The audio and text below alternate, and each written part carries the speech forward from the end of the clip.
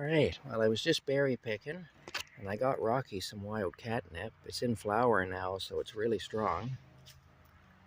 We give Rocky a little buzz, I guess. We will. Here we go. It'll be fun to see him. I love crank windows. There's just so little to go wrong with them. You know, I really do. I like mechanical things to be simple.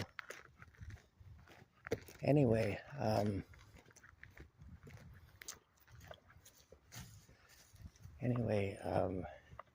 yeah, the thing is, I was thinking about something while I was picking berries, and that does happen. I find oftentimes ideas will come to me or whatever, because it's just a very peaceful kind of a time, you know. It's a time to reflect on different things. And I was thinking about our current political situation in Canada, and specifically is hard to say. I don't know, it's hard. Specifically, the situation with Donald Trump, the U.S. president, and relations at this time between Canada and the United States, and the perception that Canadians have of the United States at this point in time, and so on. And of course, I'm a Canadian. I live here in Canada.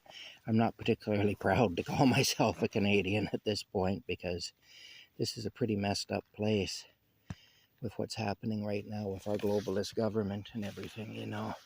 It's really sad in a lot of ways. There's one that I missed earlier. That's why I stopped. Sometimes if you look again, you'll find ones that you missed the first time around. Anyway, the thing is, with Canada now, see, I'll tell you, Canadians are an awful lot like the British. Culturally, we're actually more like Britain than we are like the United States. Although we have parts of our culture that are very much like the United States, we're still very much more like the way Britain is. And of course, a part of that is that what you say oftentimes isn't as important as how you say it. You know, the message is often not as important as the delivery of the message. You know, it's the way Canadian people are. And it's considered very impolite to be blunt, you know. And it's also considered bad to be rebellious or whatever. And of course, for the Americans, their country was born out of rebellion. You know, King George was doing a bunch of stuff they didn't like. And they said, "We're not having this anymore, King George." And King George said, "Yes, you are." They said, "No, sir, we're not." And King George said, "Want to fight about it?" And they said, "Yeah, we do, as a matter of fact." And so they went to war against King George, and they had a revolutionary war. And they booted King George's ass out of there. Now, I mean, that could have went real bad for them. They could have lost. If they had lost, it would have been pretty bad for them, you know. But they won, and so things got better for quite a while. Now things are deteriorating in the United States too, unfortunately. It seems to be a worldwide phenomena. My personal belief spiritually is because it's because we're at the end of an era, and possibly in end times. You know, we may be right on the cusp of the return of Jesus Christ. That's my personal belief. I understand not everybody will share that with me, and that's fine.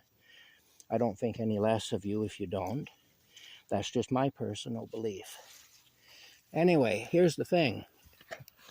Because of Canadian culture being the way it is, and then of course with Trump represents all the things the Canadians claim to hate about the United States and about Americans. He's bombastic, he's blunt, he's kind of in your face, you know. He can be a bit of a bully sometimes. You know, he sometimes he'll kind of ridicule or make fun of people and so on, you know. People who are his enemies politically and so on. You kind of laugh at them, make fun of them. Now, to be fair, some of these people are crying out to be made fun of. Really, I mean, some of them are parodies, really, of corrupt political people, corrupt bureaucrats, and corrupt politicians. Only they're real. They're not a parody. They're actually real, which is pretty frightening in a way. But the thing is, Trump,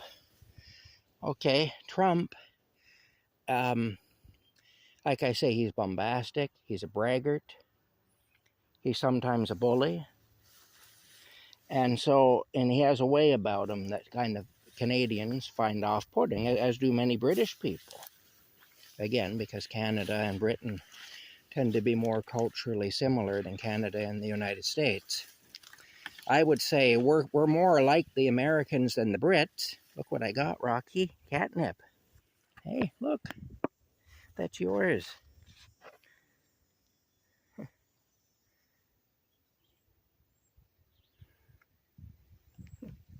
Yeah, that's yours. That's catnip for you.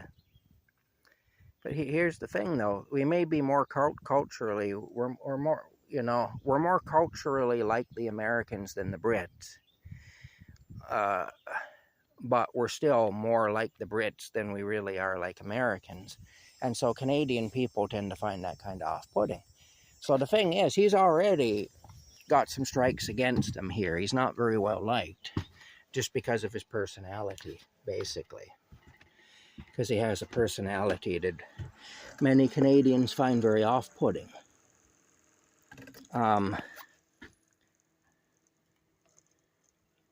And here's the thing, though. I'm thinking of an analogy. Basically, I'm thinking of an analogy. There's the berries I got. They look pretty good. I'm looking forward to having those, I'll tell you. But I'm thinking of an analogy anyway, and I'm gonna lay this out for you guys and tell you what I'm thinking. Our government has done a pretty masterful job of now painting Trump, the bad guy in what's happened in Canada because of the tariffs and because of all his talk about the 51st state and all that. Because he's done that, which again is part of his personality, that he'd talk about making Canada the 51st state and all that, and saying, well, if you guys can't manage your own business, then maybe you should consider joining up with us. And that's pretty much what he has said to us, And of course, Canadians are offended by that.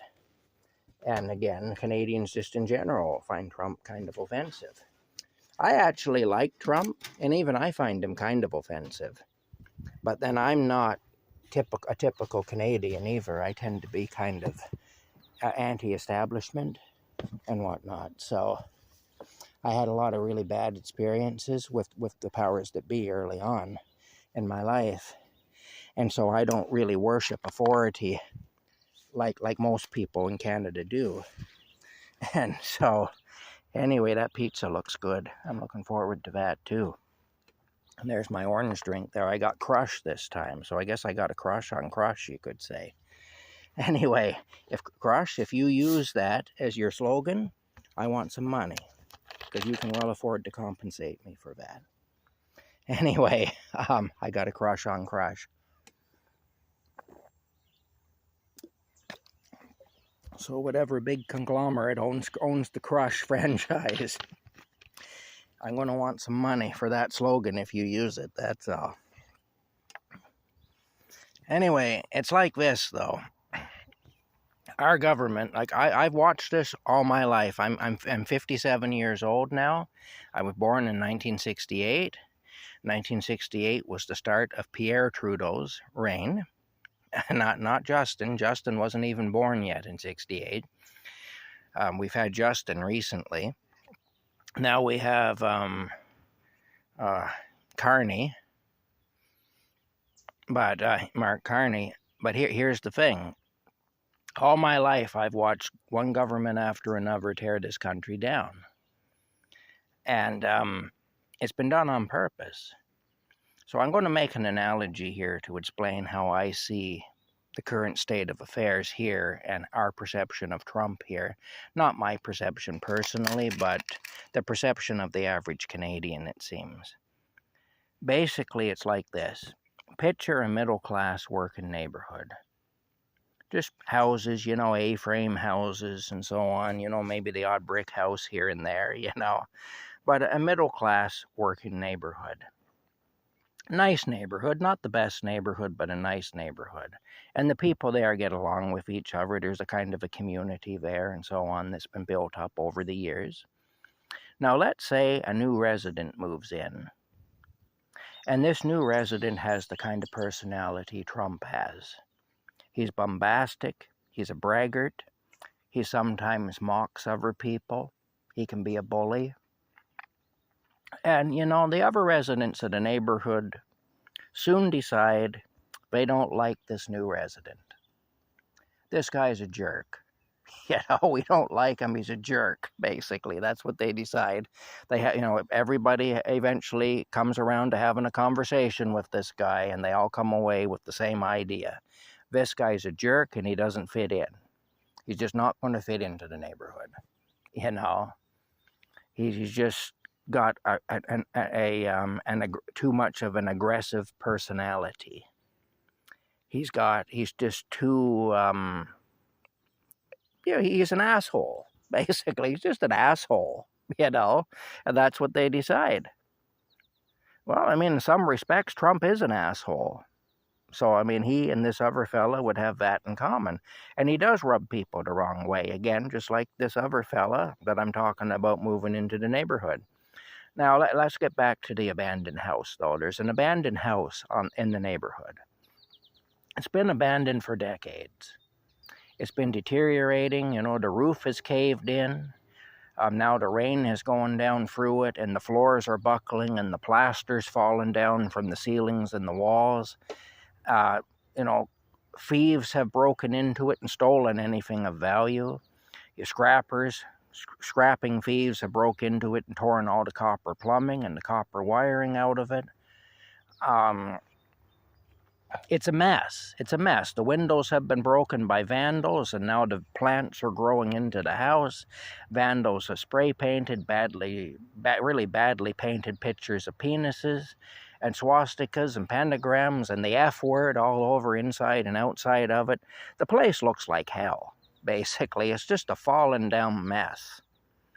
And that's due to partially the elements and the fact that the place has not been lived in and loved in a very long time, and it has not been looked after, it has not been maintained. And that's also partially due to, the actions of people with bad intentions, vandals and thieves and so on. Anyway. So this man, he moves into the neighborhood, nobody likes him. And one day, he's talking to his neighbor across the fence, who also doesn't like him, but still is trying to be civil, putting on a false kind of a front there of being civilized with the guy, even though he hates the guy with a passion. And the guy asked the neighbor, hey, what about that house around the corner there, that abandoned house? And the neighbor says, oh, yeah, what about it? Well, what's the story with that?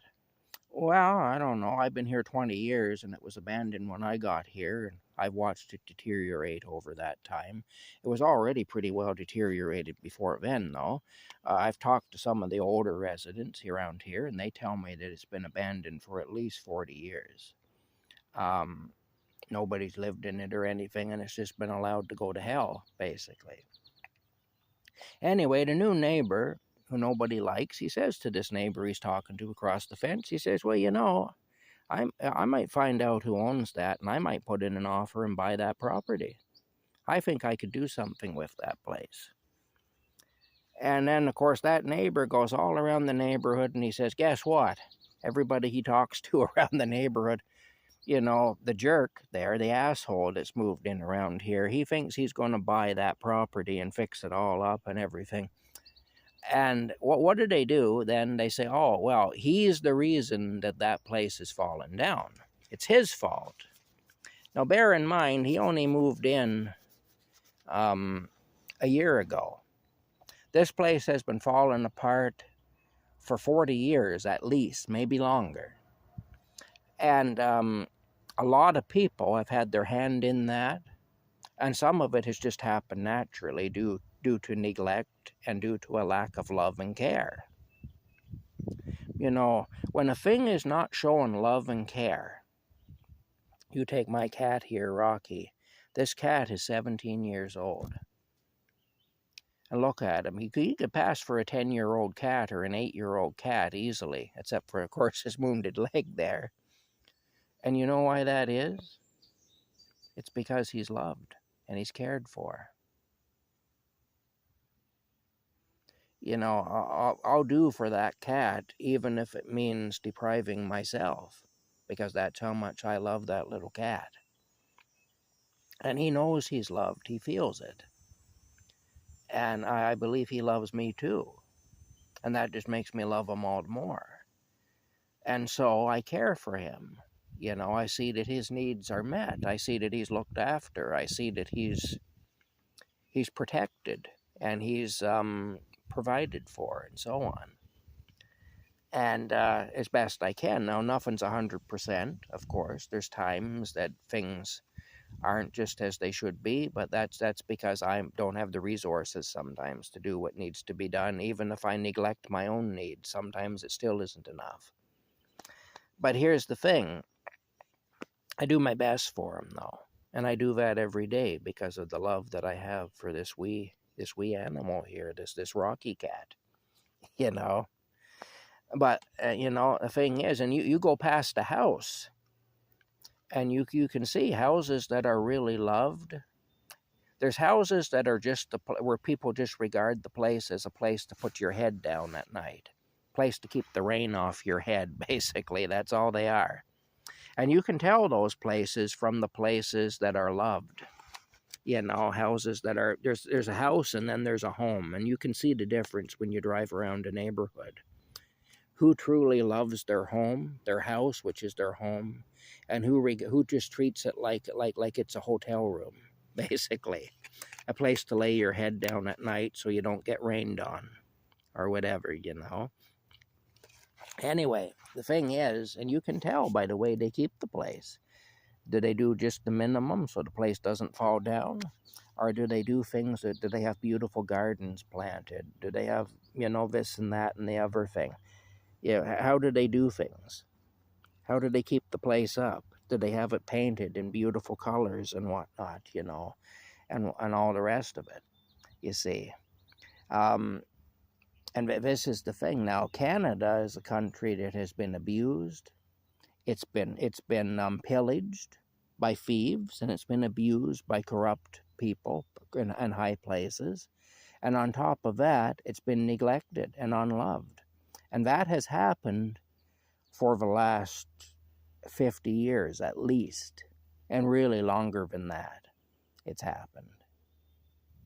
But we're going to blame the asshole who moved in down the block because we don't like him because he's an asshole. And we're going to say that asshole is the reason. You know, I mean, look, Donald Trump was still a teenager when the process started. You know, when we started to dismantle our own country, or at least our politicians did, and we allowed it because we're so deferential to authority here and so cognitively dissonant that we won't believe that it's happening even when we see it happening. You know, we just refused. Oh no, those people are good. They'd never do that to us. There you go, Rocky. Look, Rocky. Look, that's yours. Yeah, that's your catnip. Oh, you can't find it. Okay, there you go. It's in front of you, sweetie. You'll find it. I know you will. What a good boy, eh? He's sniffing around. He says his eyes must be buggered. I don't know. I'm noticing that about him lately. I think maybe his eyes aren't just working like they should. Maybe I'm wrong, but it's just something I'm noticing. Anyway, maybe I'm misinterpreting things, though. I don't know. The bottom line is, yes, Donald Trump is that bombastic braggart stereotype jerky neighbor that doesn't really fit into the neighborhood. He is that guy. But he didn't cause the house to fall down. He didn't cause the problems around the corner. Those problems were caused by time and neglect and a lack of love, and also by people with bad intentions. That's the reason that those problems have occurred. He has nothing to do with it. But see, they say he's showing an interest in the place, and therefore now we're going to put it all on him. We're going to blame him. You know, we don't want to blame the kid, you know, whose family has lived in this neighborhood all these years, who went in there and smashed the hell out of everything and spray painted profanities all over the walls. We don't want to blame him because he's one of us. And because we like his family, we think he comes from a good family. We don't want to blame the guy down the street who fell on hard times and decided he was going to go in there and rip all the copper wiring and plumbing out of the place, you know, to make a few dollars. We don't want to blame him because we like him. He's been our neighbor for years, and we really like him. We don't want to blame him. So we're going to blame the outsider who we don't like. And we're going to say, because he's now expressed an interest in the place, so we're going to say it's his fault. You know, that's basically what we're doing here. And then on top of it, the people who have done the damage, the guy who tore the copper wiring out, he's encouraging us to blame the jerk that's moved into the neighborhood. He's reminding us that the guy's a jerk and that it's perfectly fine to blame him for everything, you know. And the kid who went in and did all the vandalism and stuff, he's encouraging us to blame that jerk too. Why are they doing that? Well, they're doing it to divert attention away from themselves. That's what our politicians are doing. That's what Mark Carney's doing right now. He's trying to divert attention away from himself. He acted as an advisor, a financial and economic advisor to Justin Trudeau for the last 5 years of Justin Trudeau's prime ministership, where Justin Trudeau dismantled our economy.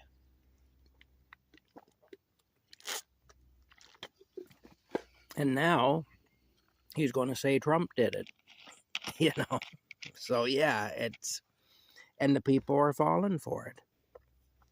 And Trump being the way he is, of course, he doesn't help his own case, really, because Canadians tend to, again, they care more about the delivery than the message. I'm not saying that it's right the Canadians are like that. It's actually one of the things that I dislike about this country. Because you can't just be direct and make your point. You have to pussyfoot around and, you can't offend this one and you can't offend that one. And, you better be careful what you say. You don't want to say that. Well, yes, I effing well do want to say that. That's exactly what I want to say. You know? And so, yeah, I find it difficult here sometimes for that reason, because of our unconditional belief in authority, our deference to authority, even in the face of corruption, massive corruption, and this idea that how you deliver the message is more important than the message itself. I think the message gets diluted when you do that. And I think that if you're going to deliver the message, whatever the message is, you can't be worried about offending people. There's always going to be somebody offended by truth. Because truth is always going to target somebody. If you make a true statement, somebody's going to take it personally, they're going to take it to heart, and they're going to be offended because it resonates with them in a way that they don't want it to. And that's the bottom line. It calls them out for something. And that's why they don't like it. And we've all been there. Every one of us has had somebody say something to us where, whether that person realized it or not, they called us out on our bullshit. And we make a choice then. We either be offended by that person or we be grateful for them, because we see it as an opportunity to recognize our own bullshit and the change. But we want to cling to our bullshit and live with it and continue to do so. Well, then we're going to turn it around on that person. We're going to say that guy's just an asshole. That's all he is, you know. And he had no business saying that, and how rude of him to say that, you know. And that's basically what's happening in Canada now with Trump. So is Trump the second coming of Christ? Of course not. Is Trump the devil incarnate? Again, of course not. He's neither of those things. He's just a man with an abrasive personality. He's kind of smart when it comes to business. And, you know, he's doing what he needs to do, what he believes he needs to do. At least he may be wrong in some respects, but he's doing what he believes he needs to do to get his country back on track. We need a leader here who would do the same. Rocky's finally found the catnip. Anyway, we need a leader here who would do the same. And the thing is, instead of sabotaging us all the time, like what we've had for the last at least 50 years, more like 60 or 70 years, and the thing is, we need to stop blaming outsiders for internal problems. We need to stop blaming the guy down the street for our marital problems, you know, basically, or for the fact that our children are unruly little bastards. You know, it's our own fault if we have those problems. We need to deal with that internally, not be blaming everyone else for it. Anyway, that's the bottom line. We'll talk to y'all later.